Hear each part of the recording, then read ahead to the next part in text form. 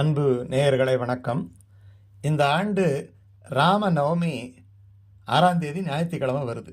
அன்றைக்கி நவமி இருக்குது, புனர்வசு நட்சத்திரம் இருக்குது. பகவானின் அவதார வைபவத்தில் மிக முக்கியம் அவருடைய நட்சத்திரத்தை விட திதி தான். பகவான் 10 அவதாரங்களை எடுத்தான். அதில் 2 அவதாரங்கள் பூரணமான அவதாரம் அப்படி என்று போற்றப்படுகிறது. அதில் ஒன்று ராம அவதாரம், இன்னொன்று கிருஷ்ண அவதாரம். ராமன் நவமியிலே பிறந்தார், கிருஷ்ணன் அஷ்டமியிலே பிறந்தார்.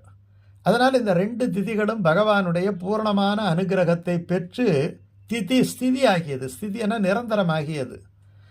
ஸ்ரீராமன் அவதரித்த வம்சம் ரகு வம்சம்.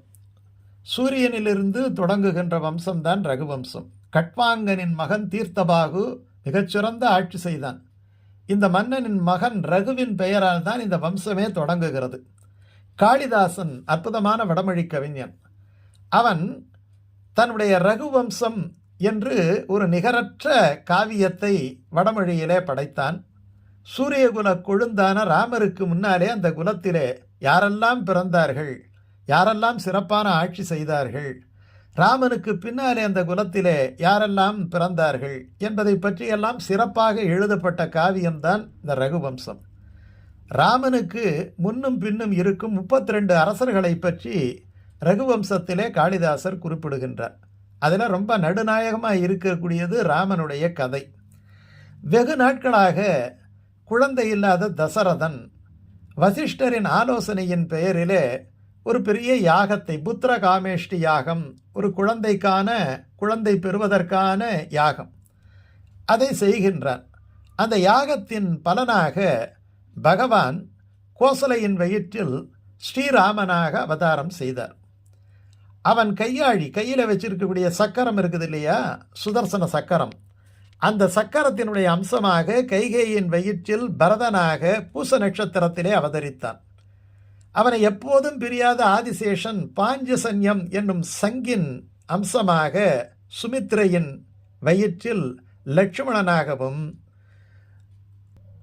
சத்ருக்கணனாகவும் அவதாரம் செய்தனர். இது ரொம்ப அழகாக கம்பன் பாடுறார். இந்த உலகத்தை எல்லாம் தாங்குகின்ற அந்த பெருமாளை தன்னுடைய வயிற்றிலே தாங்கினாளாம் கோசலை. ஒரு பகல் உலகெல்லாம் உதரத்துள் பொதிந்து அருமறைக்கு உணர்வு அரும் அவனை அஞ்சன கருமுகில் கொழுந்து எழில் காட்டும் சோதியை திருவுரப் பயந்தனள் திறம்கொள் கோசலை. இந்த உலகத்தை எல்லாம் வயிற்றிலே அடக்கியவனை தன்னுடைய வயிற்றிலே சுமந்தாள் என்று சொன்னால் அந்த கோசலையினுடைய சிறப்பு எத்தனை சிறப்பு! அதனால்தான் மண்ணு புகழ் கோசலை மணிவயிறு வாய்த்தவனே அப்படின்ட்டு குலசேகர ஆழ்வார் பாடுறார்.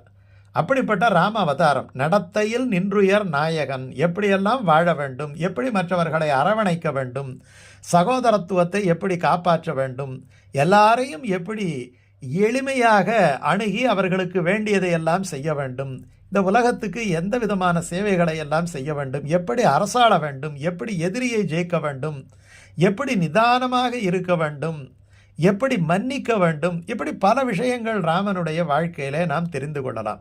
இந்த ராமநவமி இந்த ஆண்டு சித்திரையில், பங்குனி சித்திரை ரெண்டும் கலந்த நேரத்தில் வருது. சில வருடத்தில் பங்குனி மாதத்தில் வரும்.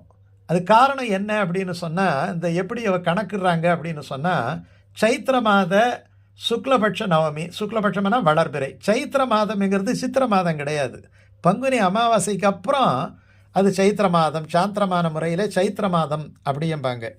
அது சமயத்தில் பங்குனி மாதத்தில் கடைசியாக இந்த பங்குனி அமாவாசை வந்துருச்சுன்னு வச்சுக்கங்களாம். அதுக்கப்புறம் நவமி வர்றது சித்திரையில் வந்துடும். சில ஆண்டுகளில் பங்குனி அமாவாசை முன்னாடியே வந்துடும். ஒரு 10-12 தேதிக்குள்ளே வந்துட்டா அதிலேருந்து 9 நாள் பங்குனியிலே வந்துடும் ராமநவமி. சில நேரங்களில் பங்குனி சித்திரை 2 மாதமும் கலந்த மாதிரி வரும். அது எப்படியோ இந்த வளர்பிறை ராமநவமி இருக்குது இல்லையா, அது ரொம்ப அற்புதமான ஒரு விஷயம். அப்போ ராமனை நினைக்க வேண்டும். அன்னைக்கு எழுந்து நன்கு குளித்து காலையிலே வீட்டை நன்றாக சுத்தம் செய்து, நண்பகலிலே கிருஷ்ண ஜெயந்தி ராத்திரி தான் கொண்டாடணும், இது பகலில் கொண்டாடணும். ஸ்ரீராமநவமி பூஜை செய்ய வேண்டும். மிக முக்கியமாக வைக்க வேண்டிய நிவேதனம் பானகம், நீர்மோர், பாயசம், வடை இதெல்லாம் செஞ்சு வைக்கணும். அன்றைக்கி ராம ஜனன ஸ்லோகம், பூஜை முடிவில் பட்டாபிஷேக ஸ்லோகம் இதெல்லாம் பாடலாம். சிலர் என்ன பண்ணுவாங்கன்னா, ராமபிரானுடைய ஜாதகத்தை வைத்து பூஜிப்பார்கள். ஏன்னா அந்த ராமபிரானுடைய ஜாதகத்தை பற்றி வால்மீகி பகவான் ராமாயணத்தில் சொல்கிறார். அதாவது பிறப்பில்லாதவன் பலபடியாக பிறக்கிறான், அஜாயமானோ பகுதா விஜாயதே அப்படின்ட்டு வேதம் சொல்லுது இல்லையா. அதனால் மண்ணுய்ய மண்ணில் மனுஷருய்ய பகவானே அவதாரம் எடுக்கிறான். அவன் அவதாரம் எடுத்த பொழுது எப்படியெல்லாம் கிரக நிலைகள் இருந்தன அப்படி என்பதை பற்றியெல்லாம் வால்மீகி முனிவர் சொல்லியிருக்கிறார். அந்த ஜாதகத்தை வைத்து தினசரி ராமாயண ஸ்லோகங்களை சொல்லி வழிபாடு செய்வதன் மூலமாக நம்முடைய கிரக தோஷங்களெல்லாம் விலகும். அந்த ராமநவமியிலே எத்தனையோ நிவேதனங்கள் செய்தாலும் கூட பானகம் நீர்மோர் ரொம்ப முக்கியம். அதுக்கு என்ன காரணம் அப்படின்னு சொன்னால், இந்த ரெண்டுமே மிக எளிய பொருள், எங்கும் கிடைக்கக்கூடிய செலவில்லாத பொருள். பகவான் சிம்பிளிசிட்டி, எளிமையைத்தான் விரும்புகின்றான், எல்லோருக்கும் ஆனதைத்தான் விரும்புகின்றான். அதனால தான் இது ரெண்டு நிவேதனமாக படைக்கிறார்கள். அது மட்டும் இல்லை, அது கோடை காலம். அதனால் பானகம் நீர்மோர் இயற்கையான நோய் எதிர்ப்பு பொருள், வெப்பத்தை குறைக்கும், மருந்தாகவும் பயன்படும்.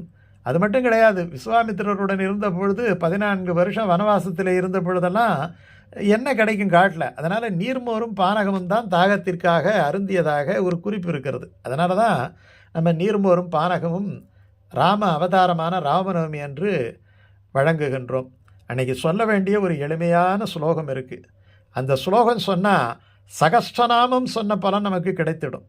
ஸ்ரீராம ராம ராமேதி ரமே ராமே மனோரமே சகஸ்ரநாம தத்துல்யம் ராம நாம வரானனே.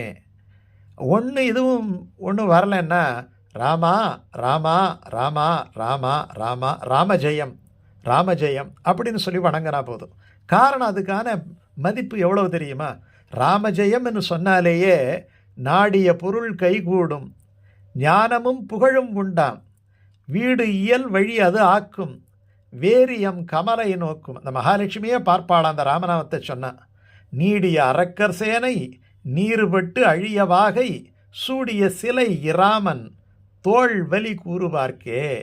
ஒரு அற்புதமான அந்த வில்லை, கோதண்டம் என்கிற வில்லை வைத்துக்கொண்டு அந்த அரக்கனுடைய சேனைகளையெல்லாம் சாம்பலாகும்படி செய்த அந்த ராமனுடைய தோள் வலிக்கு ராமஜெயம் ராமஜெயம் என்று கூறுவார்களுக்கு என்ன கிடைக்குமா? அவர்கள் விரும்பிய பொருள் எதுவாக இருந்தாலும் கைகூடுமா. ஞானம் புகழ் இது ரெண்டும் உண்டாகுமா. வீடியல் வழியதாக்கும், மோட்சத்துக்கு வழிகாட்டுமா. வேரியம் கமலை நோக்கும், அந்த மகாலட்சுமியினுடைய அந்த கடாட்சம் கிடைக்குமா. இப்படிப்பட்ட ஒரு அருமையான ஸ்ரீராம நவமியை நாம் எல்லோரும் கொண்டாடுவோம். ஸ்ரீராமனின் புகழ் பாடுவோம், அவனுடைய பேர் அருளை பெறுவோம்.